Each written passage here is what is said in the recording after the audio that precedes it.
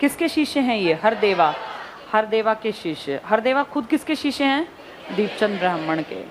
तो सबके वही मिलेंगे। देखो जमाल, ज्ञान, ये ज्यादी चोर लिखा है ना, हम जानते हैं ज्ञानी चोर के किस्से हैं, जो महम में बावड़ी और ये सब था। ठीक है, स्वांग वाला टॉपिक हो गया क्लियर सबको? ठीक है, अब एक नया टॉपिक आज पढ़ेंगे। अब छोड़ दो इसको यहाँ पे और आज आओ टॉपिक पर। आज हम पढ़ते हैं पेज नंबर 87 पर आ जाओ। मिट्टियाँ 87 पर दी हुई हैं मिट्टियाँ। मिट्टियाँ तो मैंने मिट्टियाँ नहीं कराई थी, ये पहला पेज करा दिया था, है ना। भौगोलिक संरचना ये पढ़ा था, भौगोलिक की ये भी नहीं पढ़ा। ये निर्जीव और ये कुरुक्षेत्र, हरियाणा, भट्टियाना, ये बताया था। चलो बोर्ड पे देखो पहले। मिट्टी करा दी, मिट्टी नहीं कराई थी, ये करा दिया था। अरावली, अनकाई दलदल 8 बताए थे ना, जसवीर सिंह की किताब। ठीक है, अब सब लोग बोर्ड पे देखो, थोड़ी देर समझ लोगे तो चैप्टर बहुत आसान है। आज हमारा टारगेट है हरियाणा की भौगोलिक स्थिति की बात करना। जैसे भूगोल में भी आधा तो पढ़ चुके, तो मेन बात करेंगे आज किसकी? हाँ, मिट्टी की, हरियाणा की मिट्टी। आप सब जानते हो हरियाणा जो बसा हुआ है वो 2 नदियों के बीच में है ना। एक का नाम है ये वाली घग्गर और एक का नाम है यमुना। जैसे ये नदियां हैं ऐसे यहाँ पहाड़ियाँ भी हैं। तो हरियाणा को अगर मैथ्स के एक पिक्चर में कहें कि भाई इसकी आकृति कैसी है, तो देखना चतुर्भुज टाइप की आकृति है इसकी देखने पे, थोड़ा सा मान लो कम ज़्यादा चतुर्भुज, लेकिन विषम बाहु बराबर नहीं है। तो हरियाणा मैथमेटिकल टर्म में कैसी शेप का है? विषम बाहु चतुर्भुज। इस हरियाणा में 3 बड़े हिस्से माने गए। एक को नाम दिया गया इतिहास में कुरुक्षेत्र, एक को नाम दिया गया भट्टी, भट्टियाना, और एक को नाम दिया गया हरियाणा। अब ये क्या है थोड़ा सा सुन लो फिर समझ आ जाएगा। कुरुक्षेत्र वही है जहां आज भी कुरुक्षेत्र है, बस आसपास का ये अंबाला, पंचकुला तो कुरुक्षेत्र ही माने जाते थे। 48 कोस का नाम आपने सुना होगा। 48 कोस, ये क्या था 48 कोस? एक सेंटर पॉइंट मान लिया, महाभारत का युद्ध जहां हुआ उसके आसपास के 48 कोस को मान लिया गया कि ये सारा भगवानों से जुड़ा इलाका है। तो इसके आसपास आप खुद अगर सोच के देखो, आज के टाइम में जींद की बेल्ट भी आ जाएगी इसके आसपास, अंबाला, पंचकुला, यमुनानगर, कुरुक्षेत्र, करनाल, ये सारी बेल्ट आ जाएगी इसमें। यानी जो मेन हरियाणा का ऊपरी हिस्सा है ना, अगर इसकी बात करूं तो ये सारा सा हिस्सा ये किस में आ जाएगा? कुरुक्षेत्र में। आज कुरुक्षेत्र छोटा है लेकिन तब भौगोलिक रचना बड़ी थी। जो ये बीच वाला हिस्सा देख रहे हो यहाँ से और यहाँ तक का, ये सबसे मेन हरियाणा है, सबसे मेन हरियाणा। यहाँ हरियाणवी बोली जो यूज़ करते हैं, और इसी इलाके में आपका खादर और बांगर, जैसे आप कहते हैं जलोढ़ मिट्टी का पूरा मैदान, ये किसकी खासियत है? हरियाणा। और भट्टू कला जो भाटी राजपूत थे, आपके फतेहाबाद की थोड़ी सी बेल्ट और थोड़ी सी हिसार की बेल्ट, थोड़ी सी सिरसा की बेल्ट, यानी किसके साथ की पट्टी मान लें हम? राजस्थान, ये वाला इलाका, ये वाला। तो ये 3 बड़े रीजन हो गए। आज की तरह मत देखो मैप को, तब मैप ऐसे डिवीजन नहीं था जैसे आज है। इस ऊपर वाले क्षेत्र का नाम क्या था? कुरुक्षेत्र।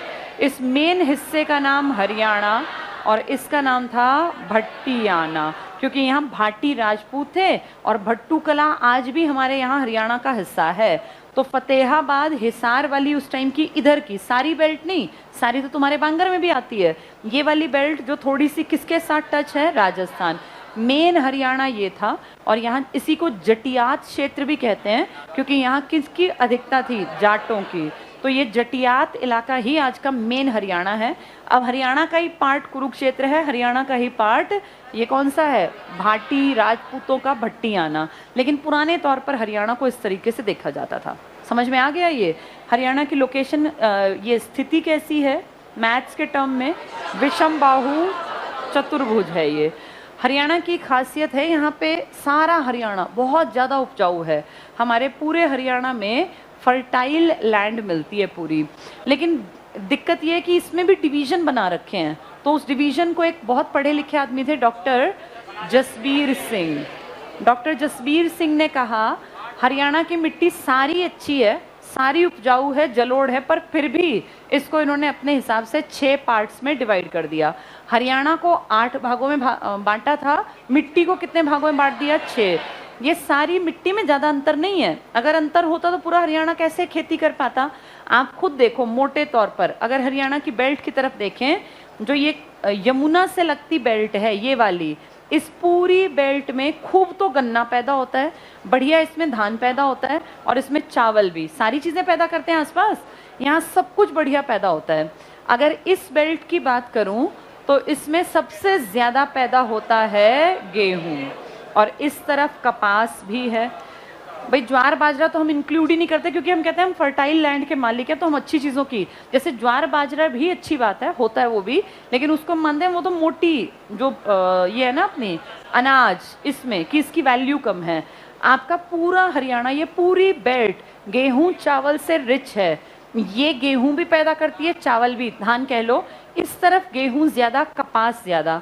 पूरे हरियाणा में कोई ऐसा इलाका नहीं है जिसको आप कहें कि यहाँ कुछ पैदा ही नहीं होता। आप सबसे कमज़ोर अपना खनन वाला मानते हैं ना, महेंद्रगढ़, लेकिन महेंद्रगढ़ भी नंबर 1 है। किस चीज़ में? सरसों में, और अपना इसमें क्या है ये, बाजरा में। तो ये मान के चलें कि पूरे हरियाणा की मिट्टी बहुत उपजाऊ है, कोई दिक्कत नहीं है। पर डॉक्टर जसबीर सिंह ने इस उपजाऊ मिट्टी को कितने भागों में बांट दिया? हाँ, और कैसे बांटा है उनके बारे में थोड़ा सा जान लें। इन्होंने एक को नाम दिया अति हल्की मिट्टी, अति हल्की। दूसरी को इन्होंने कहा हल्की।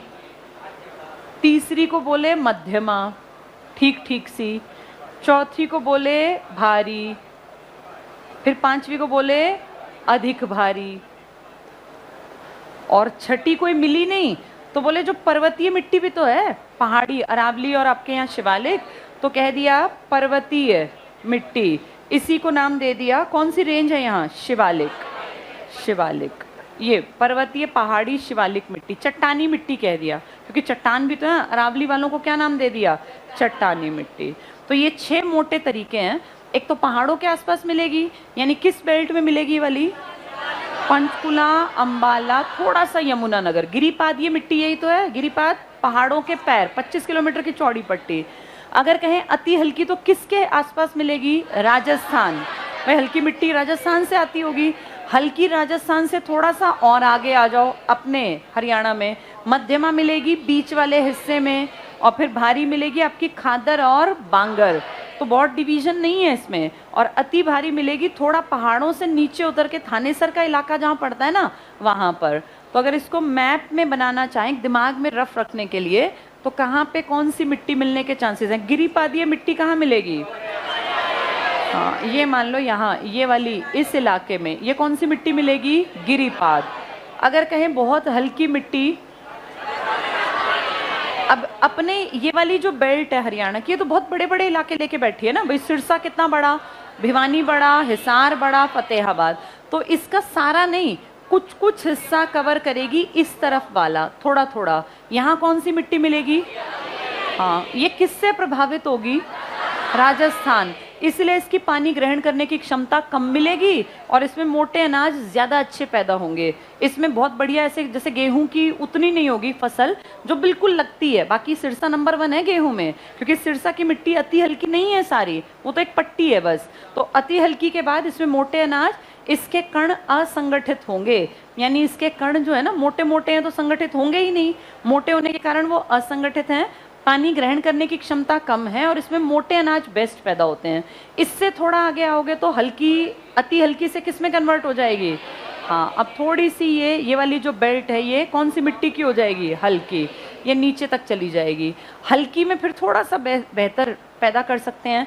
मध्यमा मिट्टी जो है आपकी, थोड़े से और, जैसे यहाँ के इलाकों में मिलने लग जाएगी कहीं कहीं पर मध्यमा। फिर इसके बाद जो आपकी मेन खादर बांगर की पूरी बेल्ट है, हाँ ये पूरी बेल्ट है, इसमें आप ये नहीं कह सकते कि इस इलाके में बस यही मिट्टी है, मिक्सचर है ये सारा। तो अति हल्की हो गई, हल्की हो गई, कहाँ पहुँच गए हम? मध्यमा। भारी मिलेगी खादर बांगर वाली बेल्ट में, जहाँ पे पुरानी मिट्टी है भारी वाली, उसको कह देते हैं खादर, ये सॉरी बांगर।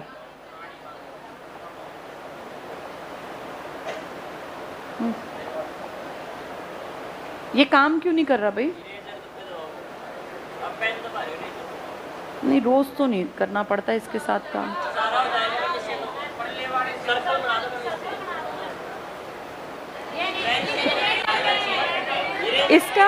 इसका सॉफ्टवेयर रोज क्यों चेंज करते हो? एक ही डाल के रखा करो, फिर ये काम क्यों नहीं कर रहा?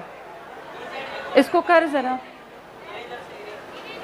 1 मिनट।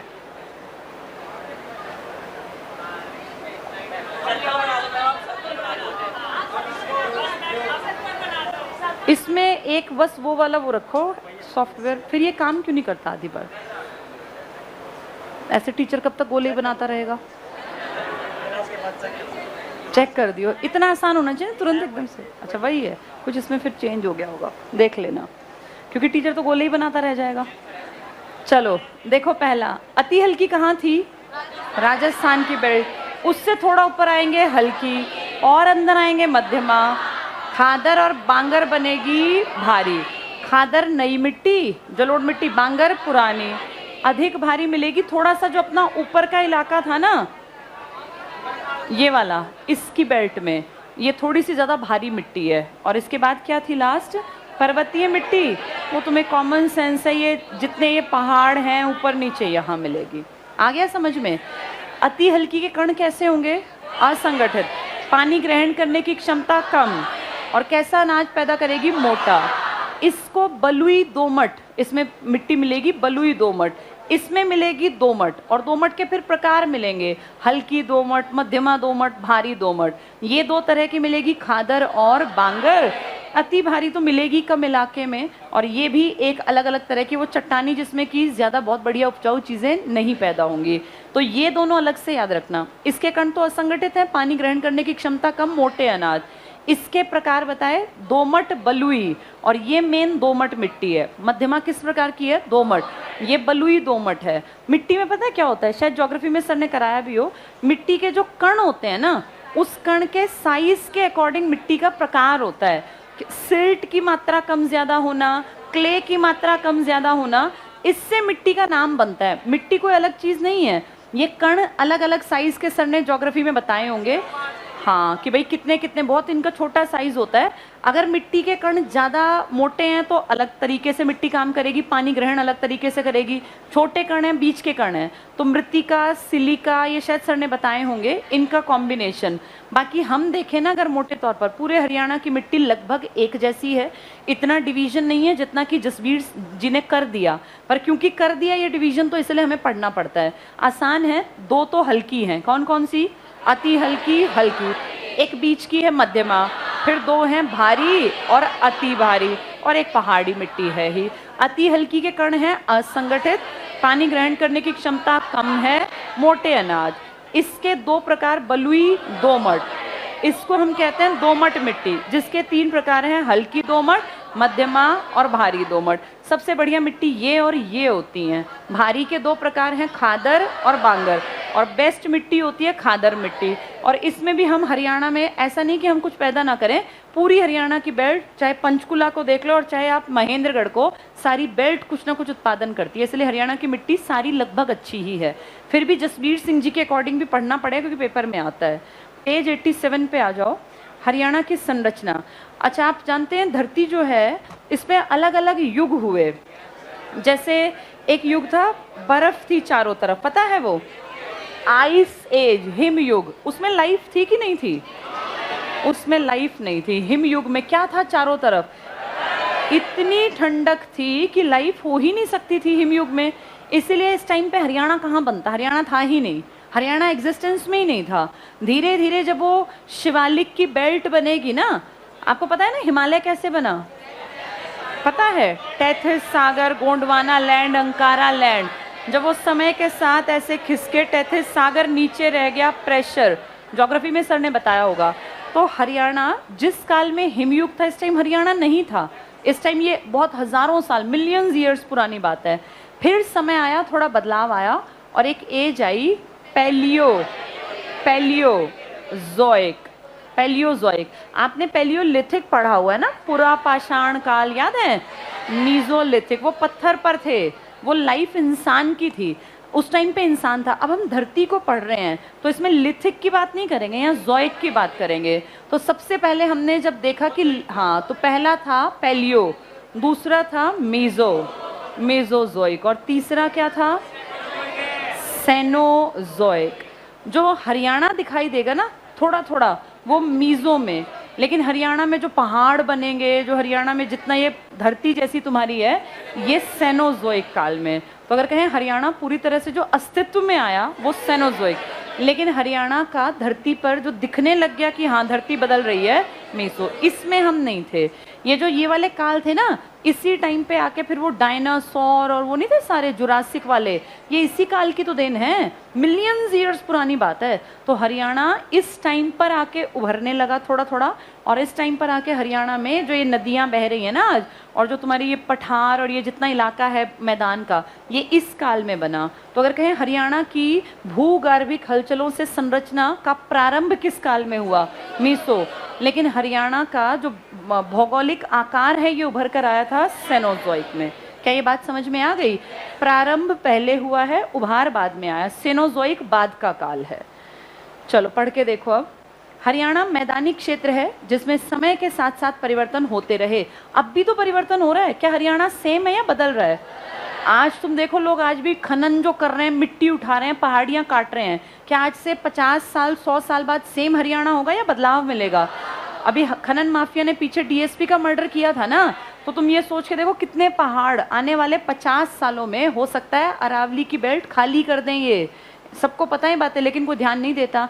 तो ये परिवर्तन होते हैं, टाइम के साथ साथ परिवर्तन। आज आदमी कर रहा है, पहले नेचर करता था, तो उस टाइम की बात कर रहे हैं ये।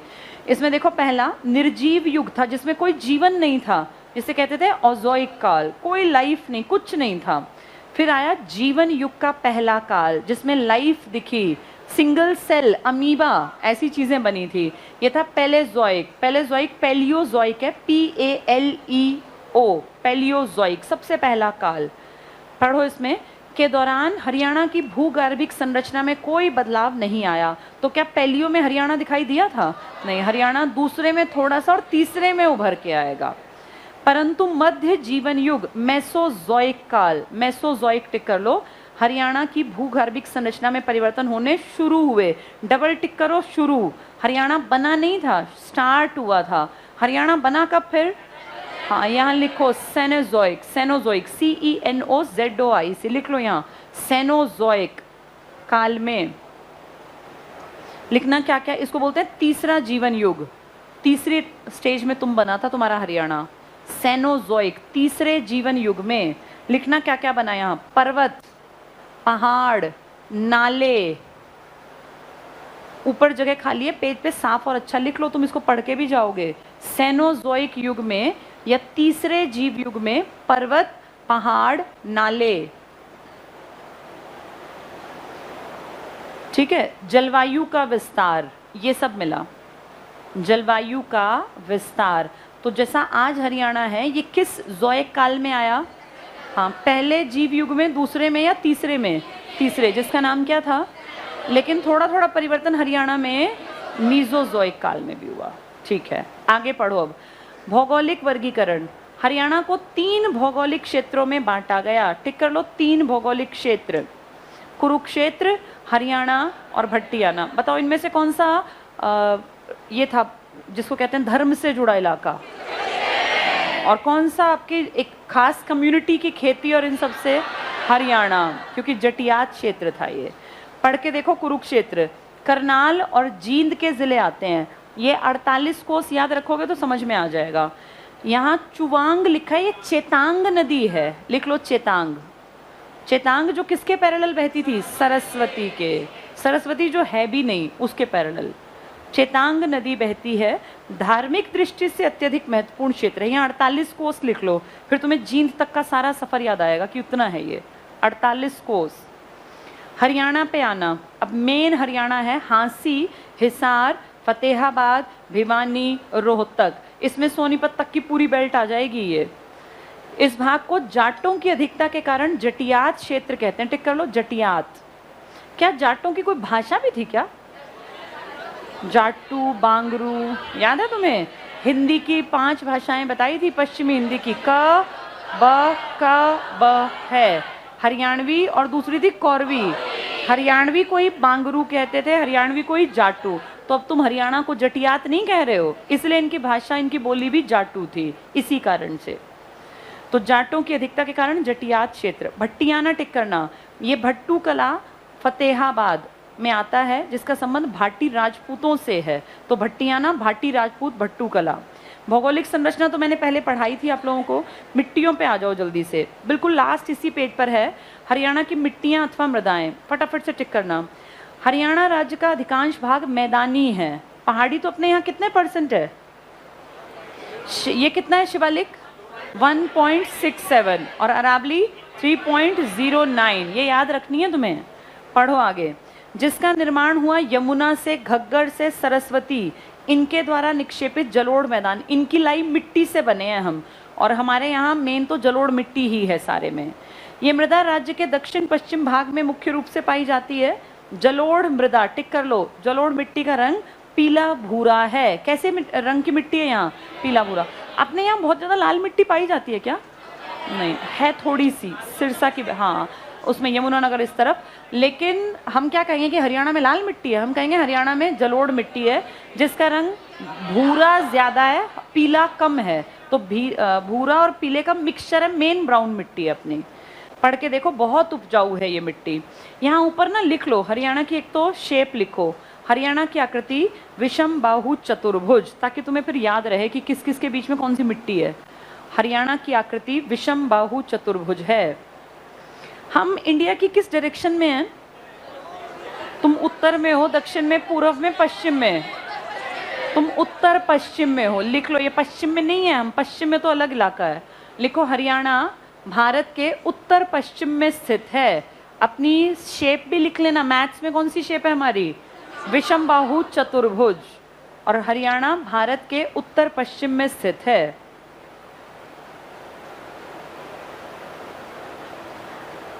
अभी बताएंगे नदियों के बारे में, क्योंकि निक्षेप और जलोढ़ की बात करेंगे। घग्गर नदी हरियाणा में आती है। कहाँ से आती है? घग्गर कहाँ से आती है? डागशाई की पहाड़ियों से निकलकर। जो ये घग्गर नदी है ना, इसको बोर्ड पे देखो। घग्गर जब ये बहती है तो ये ऊपर नीचे ऐसे पहाड़ियाँ हैं इसके पैरेलल। बताओ क्या नाम है इन पहाड़ियों का? मोरनी और टिपरा। मोरनी हिल्स और टिपरा हिल्स, ये लिख लो यहीं पर। लिखो घग्गर नदी, ये बहुत बार आ चुका क्वेश्चन। घग्गर नदी मोरनी हिल्स और टिपरा हिल्स के मध्य। घग्गर नदी मोरनी की पहाड़ियों या मोरनी हिल्स और टिपरा हिल्स, टिपरा की पहाड़ियों के बीच विभाजक का कार्य करती है। डिवाइड करती है ये नदी। मोरनी की पहाड़ियों और टिपरा पहाड़ियों, मोरनी हिल्स और टिपरा हिल्स के बीच विभाजक का कार्य करती है। कौन सी नदी? घग्गर नदी। ये इंपॉर्टेंट है। एक आदमी ने पता क्या कहा था? सिर्फ एक आदमी ने, उसने कहा था हरियाणा का दक्षिणी हिस्सा पानी के साथ टच होता है, जबकि हमारे दक्षिण में तो कहीं पानी दूर दूर तक भी नहीं है। उनका कहना था कि पुराने टाइम में हरियाणा के दक्षिणी हिस्से तक पानी था। ये उस काल की बात कर रहे होंगे, मेसोजोइक, और ये कौन सा था? ये सेनोजोइक। लिखो कर्नल M.L. भार्गव, एक अकेले, जैसे जसबीर सिंह है ऐसे ही M.L. भार्गव। जानबूझ के पूछ लें हरियाणा में किस इतिहासकार के अनुसार हरियाणा का दक्षिणी हिस्सा जल की सीमा से लगता था। तो कर्नल M.L. भार्गव के अनुसार हरियाणा का दक्षिणी भाग समुद्र से लगता था, ऐसा लिख लो। Colonel M.L. भार्गव के अनुसार हरियाणा का दक्षिणी भाग समुद्र से लगता था। इसकी कोई उम्मीद तो नहीं है आज के हिसाब से, पर ऐसा इन्होंने कहा है, हो सकता है कोई रिसर्च किया हो।